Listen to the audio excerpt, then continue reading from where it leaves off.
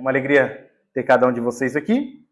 Nós estamos hoje iniciando a nossa primeira aula de pregação bíblica, nível básico, tá bom? O intuito é dar dicas, conselhos que vão nos ajudar em relação à pregação, tá bom? Bom, a nossa primeira aula aí, hoje nós vamos falar sobre o professor / pregador, tá bom? Tem aí na sua folhinha que eu entreguei para vocês. Aqueles que estão acompanhando o vídeo aí, vou ler aqui o material, tá bom? Então, o irmão Reginaldo, o irmão Maicon, tem lá a folhinha que eu dei para vocês, está escrito aula 1, o professor / pregador, tá bom? Cuidados e atitudes que os pregadores devem ter ou tomar. Então, nós vamos trabalhar aqui 3 pontos básicos aí da vida espiritual do pregador. Poderíamos falar de muitas coisas, porém nós vamos nos limitar a essas 3, tá bom? Se vocês querem aí ter um complemento legal para saber sobre cuidados e atitudes que os pregadores devem ter ou tomar, leiam um livro do Spurgeon, Lições aos Meus Alunos, peguei emprestado do Michael, né? Tem que devolver ele, mas um livro muito bom, muito edificante, tá bom? Que vai acrescentar aí para vocês, tá bom? Bom, a vida espiritual. Vamos lá, vamos abrir as nossas Bíblias lá para 1 Timóteo 4,16. A vida espiritual do pregador e professor. 1 Timóteo 4,16. Versículo muito conhecido. Nós vamos ficar na parte A do nosso texto, tá bom? 1 Timóteo 4,16, desculpe. 1 Timóteo 4,16. Assim diz a palavra do Senhor. Tem cuidado do quê? De ti mesmo. Vamos parar aqui. Tem cuidado de ti mesmo. É bem interessante, né? Antes de zelarmos pela vida espiritual do nosso povo, nós precisamos fazer o quê em primeiro lugar? Exatamente.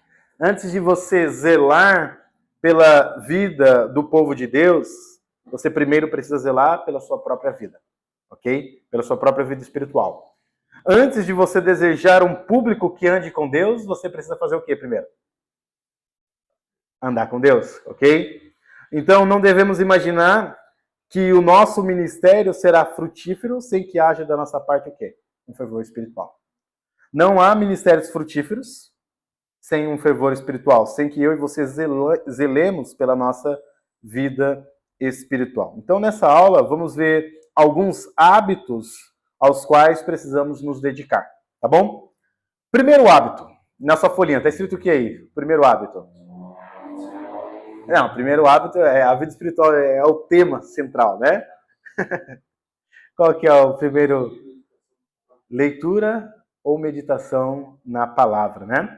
Um hábito espiritual que um professor ou pregador precisa levar a sério em sua vida é o tempo investido na meditação da palavra de Deus. O período da leitura nas Sagradas Escrituras é o tempo em que alimentamos a nossa alma. É o tempo onde eu e você buscamos nos encher de Deus, encher do conhecimento de Deus. E qual é o propósito de nos enchermos do conhecimento de Deus? Por que você lê a Bíblia?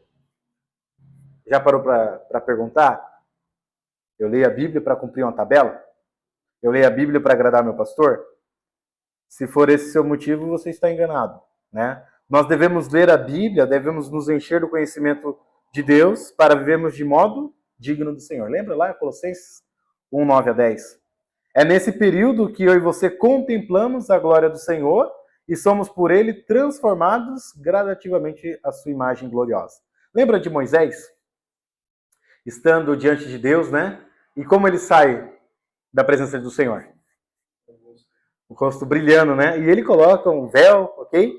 E é engraçado que em 2 Coríntios 3,18, vamos para lá? 2 Coríntios 3,18? 2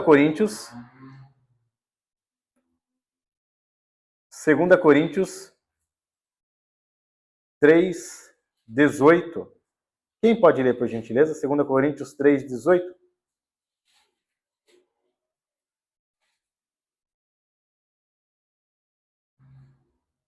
E todos nós, com a face descoberta, contemplamos a glória do Senhor, segundo a sua imagem, estávamos sendo transformados com a glória cada vez maior, a qual vem do Senhor, que é o Espírito. Ok? Interessante. Eu e você somos transformados nessa contemplação. Ok? Então, você quer ser transformado à imagem de Cristo, você precisa contemplá-lo. E isso através da meditação na palavra. Ok? É nesse período que eu e você guardamos a palavra de Deus em nossos corações. Para o quê? Para não pecar contra ele. É o tempo em que eu e você fortalecemos o escudo da fé, que somos libertos por sua mensagem, e conhecereis a verdade, e a verdade vos libertará. Eu e você somos consolados com a consolação que a palavra de Deus nos traz. Somos quebrantados por suas correções, amadurecidos para que não sejamos levados por qualquer mudança doutrinária. Esse tempo é também aí um enriquecimento para as nossas almas com a sabedoria de Deus. O que a comida é para o nosso corpo, a Bíblia é para a nossa alma.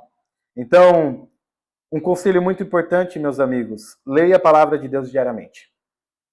Não cometa o erro de ensinar outros tendo uma alma carente de alimento espiritual. Então, primeiro hábito fundamental para um pregador ou professor é o quê? Leitura da Bíblia. Eu sou pastor, eu sou professor, mas eu não leio a Bíblia. Você está trazendo um malefício para o seu ministério.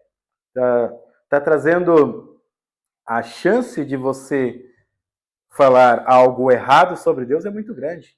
Porque como você pode estar à frente, em nome do Senhor, falando sobre o Senhor, se você não conhece Deus, se você não está bebendo desta fonte diariamente.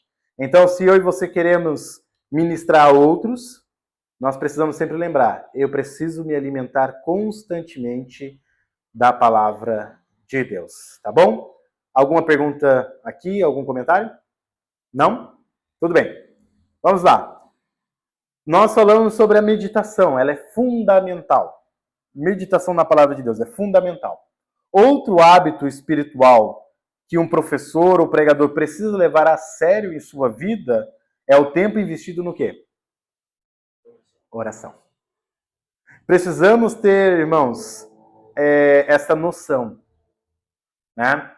Alguns vão enfatizar a Bíblia, e tudo bem, mas sem oração. Outros vão enfatizar a oração e dizer que a letra mata, né? Erroneamente, né? Alguma interpretação errada. Irmãos, os dois hábitos, eles andam juntos. São essenciais para a vida do cristão. O cristão que só enfatiza um e não enfatiza o outro, enfraquece. É a mesma coisa que você tentar lançar um passarinho, né, para o alto só com uma asa. Logo, logo, cairá no chão, ok? Então, ministérios fracassam quando eu e você não damos ênfase ou damos importância na oração.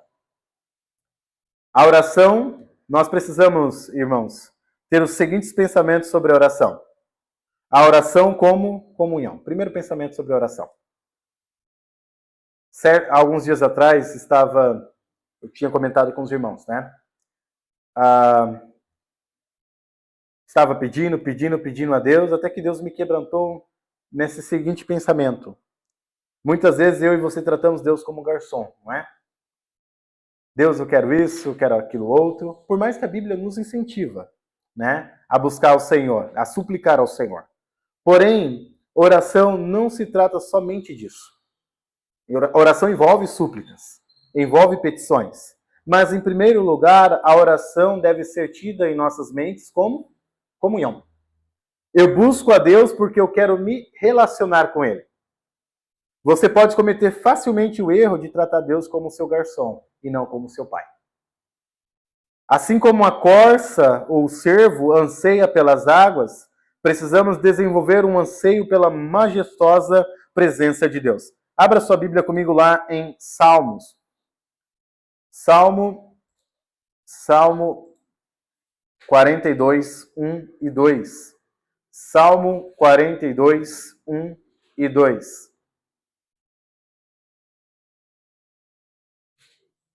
Salmo 42, 1 e 2. Eu vou ler esse texto muito importante. Salmo 42, 1 e 2 diz o seguinte: como a corça anseia pelas correntes de água, assim minha alma anseia por ti, ó Deus. Tenho sede de Deus, do Deus vivo. Quando poderei estar na presença dele? Amados irmãos, às vezes nós ansiamos tantas coisas, né? Mas não ansiamos estar na presença de Deus. Às vezes não ansiamos nos derramar para um conhecido, ansiamos nos derramar para a nossa esposa, para os nossos filhos, mas o anseio maior da nossa alma deve ser para com Deus. Então, a oração deve ser tida como comunhão para nós. Eu devo ter a oração em minha mente como um momento de comunhão. Antes de pedirmos o pão, precisamos dizer o quê? Pai Nosso. E, obviamente, não como uma regra. Eu vou criar uma regra aqui, né? Toda vez que eu falar essa palavrinha, Deus vai me abençoar. Não, amados irmãos. Eu digo Pai Nosso, ou Pai Amado, Pai Querido, Papai, não como uma regra, mas como um instinto natural de uma criança. Antes de clamarmos por bênçãos e intervenções, precisamos aprender a adorá-lo em espírito e em verdade. Antes de orarmos como ministros, precisamos aprender a orar como filhos. Então, muitas vezes nós esquecemos disso. Nós esquecemos do nosso relacionamento com Deus. A oração deve ser tida por nós como um momento de comunhão. Eu estou buscando a face do Senhor, não porque eu quero as bênçãos. Eu quero o meu Deus. Eu anseio por meu Deus. Eu quero Ele. Eu busco. Eu me coloco em lugares sozinhos para poder buscar a face do Senhor. Então, esse deve ser o anseio das nossas almas. Buscar o Deus na palavra e buscar a presença de Deus por meio da oração. Então, essa é a primeira ideia que nós devemos ter sobre oração. A segunda ideia que eu e você devemos ter sobre oração é que a oração faz parte do nosso ministério. Abra sua Bíblia comigo lá em Atos 6:4. Atos 6:4. A oração deve ser tida como parte do nosso ministério e como parte essencial, ok? A oração como ministério. Primeiro, a oração como comunhão, o meu relacionamento com Deus. Eu busco Deus em oração porque eu quero me relacionar com Ele. A segunda ideia de oração para nós líderes, para nós pregadores e professores, é que eu e você devemos ter a oração como ministério. Diz lá em Atos 6:4a, primeira parte do versículo. Quanto a nós, faremos o quê? Nos dedicaremos, nos consagraremos. Na Ara, se não me engano, está essa palavrinha. Nos consagraremos ao quê? E ao ministério da palavra. A palavra consagrar, na Ara, é a palavra dedicar. A palavra que nós usamos, você vai ver ela, se eu não me engano, lá em Atos, lá no início de Atos, e perseveravam na doutrina dos apóstolos. Então, a oração, segundo os apóstolos aqui, era o quê? Era motivo de se dedicar. Eles se dedicavam em duas áreas, na oração e no ministério da palavra. Então, amados irmãos, eu e você não devemos tratar a oração como uma opção em nossos ministérios. Hoje é uma opção, né? Hoje eu não quero. Como se fosse possível viver sem ela. A oração também, irmãos, não são palavrinhas mágicas que eu e você conjuramos sobre o nosso sermão. Deixa eu usar essa mesma repetição aqui. Não é um item a ser observado em nossa agenda, não é o último item a ser observado em nossa agenda de estudo. Não, eu vou montar todo o meu sermão e depois eu penso em orar. Não, irmãos. Nós devemos banhar os nossos sermões, as nossas aulas, os nossos ministérios por meio da oração. Nosso sermão deve estar permeado de oração. Clamor a Deus. Irmãos, a oração é uma parte essencial do nosso ministério. Erra quem pensa que não. Porque você vê a atitude dos apóstolos, né? Nos dedicaremos ou perseveremos, iremos perseverar, na oração e na doutrina, na pregação da palavra. E o que nós vemos hoje, nos púlpitos, nas igrejas? ênfase de um lado, né? Vamos só orar, igreja. Amém. Amém que vão orar, mas também tem que ter a Bíblia. E outras igrejas que Bíblia e oração, e por que muitas vezes os cultos de quarta é desvalorizado? O que você acha que culto de quarta é desvalorizado? Culto de oração. Que bom que essa repressão vai ser aí vai ser gravada. Por quê? Nós não valorizamos a oração. Se o líder não valoriza a oração, você acha que o povo de Deus vai valorizar? Se o líder não dobra o seu joelho, se você não dobra o seu joelho para clamar o Deus de toda a sabedoria, o Deus que tem nele ocultos tesouros de sabedoria, se você não se prostra diante dele, você acha que o povo vai se prostrar? Entende? Então, amados irmãos, tenho aprendido em meu ministério a valorizar a oração. Tenho aprendido a fazer isso. E eu aconselho você a valorizar a oração no seu ministério. Ora, clama a Deus. Clama a Deus em favor do seu ministério e clame a Deus em favor de outros. Tem alguma pergunta? Mike, tem alguma coisa? Não? Então, a oração deve ser tida como parte essencial do nosso ministério. A oração também deve ser tida como instrumento. Nós vimos a oração como um momento onde eu e você estamos desenvolvendo o nosso relacionamento. Nós acabamos de ver a oração como parte essencial do nosso ministério. Ok? E nós veremos a oração como instrumento. E quais tipos de instrumento, ou quais instrumentos a oração é para as nossas vidas? Ou o que a oração realiza, em nossas vidas? A oração é um instrumento de humildade. Amados irmãos, líderes que se deparam com as necessidades pessoais ou comunitárias precisam aprender o hábito de se humilhar diante de Deus. Se eu e você somos líderes, e vocês já são líderes porque vocês são pais e maridos, né? Não precisa ser um pregador ou um professor para ser um líder. Basta você ter uma família, né? E você já é um líder. Então você vai se deparar com necessidades na sua própria vida. Lutas internas. Você vai se deparar com lutas dentro da sua casa, né? Lutas na sua família. E se você é um líder, você vai se deparar com lutas na comunidade. O povo passando por aflição, luto, dúvidas, queixas, o povo pecando. Então você vai se deparar com muitas necessidades, muitos problemas. E qual hábito nós devemos, irmãos, recorrer? Oração e palavra. Nós devemos aprender o hábito de se humilhar diante de Deus. E esse hábito ocorre por meio da oração. 1 Pedro 5, 6 a 7. Vocês conhecem esse texto, né? Talvez assim, citando a referência, vocês não vão lembrar. Mas 1 Pedro 5, 6 e 7. O que diz lá? 1 Pedro 5, 6 e 7. Irmão Reginaldo, pode ler para nós, por favor? Aham. Diz assim: humilhai-vos, pois, debaixo da potente mão de Deus, para que a seu tempo vos exalte. Ok. Lançando sobre ele toda a vossa ansiedade, porque ele tem cuidado de vós. Qual é uma das coisas mais humilhantes para nós homens? Não é ter alguém cuidando da gente? Né? Alguém nos dando direção? Quantos de nós gostamos de pedir informações sobre determinado lugar no trânsito, por exemplo? Eu não gosto. Eu evito, no máximo. Eu vou lutar no máximo para pedir informação. Vou pesquisar no celular, mas eu não vou perguntar. Quem gosta de ir no hospital? Ou chegar lá e, moça, eu tô passando por tal coisa. Né? Ninguém gosta.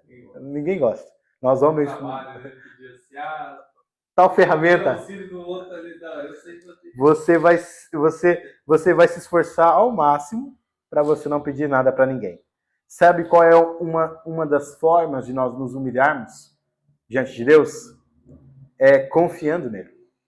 É entregando a ele as nossas ansiedades. Líderes, vocês passarão por lutas. Vocês verão seu povo lutando. E o que nós devemos fazer? Dobrar os nossos joelhos e se humilhar. E se humilhar. Deus, eu preciso de ti. Deus, o teu povo precisa de ti. Nos ajude, Senhor. E nós devemos ter esse hábito de lançar as nossas ansiedades diante dele. E o texto nos diz aqui, ele cuida de nós. Ele tem cuidado de nós. Então, devemos criar o hábito de nos humilhar diante do Senhor. E é interessante também que a Bíblia nos ensina que sobre essa ideia de humildade, né?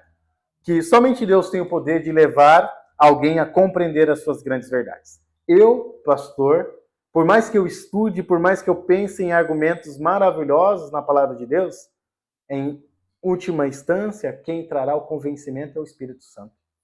Você estuda, você se esforça, e isso é algo benéfico, devemos fazer isso, e devemos nos esforçar para isso, mas também devemos descansar, que é o Espírito Santo que traz o convencimento. Ok? Então, nós dependemos do Senhor para que Ele convença as pessoas. Então, quando eu e você investimos tempo em oração, estamos reconhecendo humildemente a necessidade da ação do Senhor. Quando você ora, você está reconhecendo a necessidade da ação do Senhor. Amados irmãos, líderes que oram tornam-se líderes humildes. Se você quer se tornar um homem humilde, ore, invista tempo na oração. A oração também é um instrumento de paz ou alívio. A oração é um instrumento de humildade. Ela quebranta o nosso orgulho, porque nós aprendemos a depender dele, a depender de Deus em oração. E a oração é um instrumento de paz, alívio. É por meio da oração que eu e você sentimos a paz que excede todo entendimento. Nós descobrimos, humildemente, que devemos levar as nossas necessidades ao Senhor. E quando eu e você chegamos diante de Deus e entregamos as nossas ansiedades, desfrutamos de uma paz que excede todo entendimento. Então, amados irmãos, a oração ela é um instrumento em nossa vida. Poderíamos falar de outros instrumentos, né, da oração trabalhando em outras áreas da nossa vida, ok? A oração que nós estamos clamando para que Deus nos direcione, nos dê sabedoria. Poderíamos pensar em outros pontos aqui, mas eu vou deixar somente 2 para os irmãos. Então, a oração ela quebranta o nosso orgulho. E a oração, amados irmãos, nos traz paz. É por meio da oração que eu e você sentimos paz, ok? Ou um dos meios que nós sentimos paz. O último hábito que gostaria de destacar aqui para os irmãos é um hábito que certamente nos confronta. Todos os hábitos aqui nos confrontam, mas esse aqui também, que é sobre o exemplo. Eu e você temos lutas. Eu e você falhamos no passado. Eu e você, infelizmente, falharemos, né? Mas que nenhuma das nossas falhas seja desvio de caráter, conduta imoral. Mas talvez eu e você temos um passado onde nós pecamos. E pecamos feio, se posso assim usar essa expressão. E, amados irmãos, é proibido, eu posso lhe dizer, a hipocrisia no ministério. É proibido. É pedir para receber o juízo de Deus. É pedir para receber a pesada mão de Deus sobre nós. Romanos 2, 21 diz assim: Tu, pois, que ensinas a outrem e não te ensinas a ti mesmo. Amados irmãos, não podemos supor que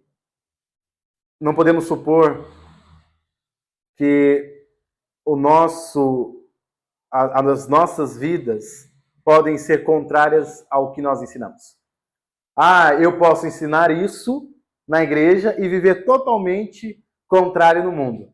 Eu ensino sobre perdão, pureza, santidade aqui, e lá no mundo eu vivo como um demônio, né? E nós temos bastantes histórias sobre isso, né? Exemplos terríveis sobre isso. E, amados irmãos, que essa não seja a atitude dos nossos corações em nossos ministérios. Que levemos a sério o nosso exemplo. Tem muita coisa que nós devemos corrigir, sim, nas nossas vidas. Nós não somos perfeitos, nós falhamos com as pessoas. E se nós falhamos, devemos sempre procurar tratar os nossos erros, confessar os nossos pecados, tá bom? Então, lembre-se disso. Você é um exemplo. Você tem que ser um exemplo lá na frente. Então, se você vai ensinar, por exemplo, para uma criança, para um jovem, a necessidade de pureza, você tem que ser exemplo de pureza. Se você vai você vai ensinar sobre a necessidade de se dedicar ao Senhor, aos seus filhos, eu quero ensinar para os meus filhos a necessidade de ter uma vida dedicada ao Senhor. Sua vida tem que ser dedicada ao Senhor. Não tem como você falar, filho, filha, ame a Deus, se você não ama a Deus. Ok? Então, o exemplo começa primeiro em nós. Lembra, já falamos isso lá no início e estou repetindo aqui, tá bom? Cristo vai falar lá em Mateus 7:5, né?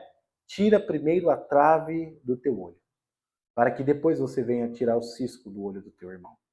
Então, quer tratar a vida dos outros no ministério? Primeiro trata a sua vida para tratar a vida dos seus irmãos. Tá bom? Pastor, nossa, eu tenho muita coisa para arrumar. Eu também tenho. Tenho muitas lutas, tenho muitas dificuldades. Mas peco, infelizmente. Paulo retrata as lutas dele. Nós vemos homens de Deus, né, com lutas. A questão existe uma grande diferença entre eu estou sendo atacado, sendo tentado e cair em tentação. Existe uma grande diferença, ok? Eu gostaria que se vocês pudessem ler um livro do Augusto Nicodemos chamado Confissão de um Pregador. Principalmente a parte sobre tentações dele ali no livro. É um livro barato, acho que eu paguei 40 e poucos reais, ok? Essa grossura. Vá direto para a parte de tentações. Vai te dar dicas sobre as tentações que os líderes passam no ministério. E ele nos traz uma ideia maravilhosa. Ser tentado não é pecado. Se fosse, Cristo pecou. E a Bíblia fala que Cristo não pecou. Ser tentado não é pecado. Passar por lutas internas, ser alvejado ser atacado com os dardos inflamados do maligno não é pecado. Ok? Pecado é você ceder às tentações. Ok? Então, se você está lutando contra as ideias demoníacas que Satanás lança, amém. O problema é se você está se entregando. E aí temos um grave erro aí. Tá bom? Então, continue firme, continue lutando, lembrando sempre que pessoas estão se espelhando em você. Nós não temos noção de quantas pessoas se espelham em nós, até que nós caiamos e vejamos todos frustrados, tristes com a nossa queda. Então, sua família se espelha em você, o povo de Deus se espelha em você. E o conselho de Paulo para Timóteo torna-te padrão dos fiéis, torna-te padrão dos crentes. Ok? Então, quero deixar esses conselhos em nossa primeira aula, tá bom? Leia, releia, leia livros sobre essas coisas. E, se Deus permitir, na semana que vem, nós vamos iniciar o estudo sobre pregação bíblica. Nós já iniciamos, na realidade, mas nós vamos aprender sobre a inspiração da palavra de Deus, que é a base do nosso estudo. Se nós falharmos nesse pensamento, não faz mais sentido pregar a palavra de Deus. E não faz mais sentido depender da palavra de Deus. Já parou para pensar? Tem muitas pessoas no púlpito que querem o quê? Falar o que eles pensam, né? Ou muitas pessoas estão indo para a igreja para receber revelações, mas não estão indo para ouvir a inspirada palavra de Deus. Ok? Então, a aula da semana que vem falaremos sobre esse assunto. Tá bom? Vamos lá. Pai, obrigado por esta aula, obrigado por esse tempo. Nós te louvamos e agradecemos por esse tempo, esse estudo. Edifica a tua igreja por meio dele. E, Pai, abençoa esta instituição. Abençoe aqueles que um dia olharão esse vídeo. Que o Senhor abençoe esses. E que cada vez mais, Pai, essa aula alcance vidas e transforme vidas. Obrigado por tudo, em nome de Jesus. Amém.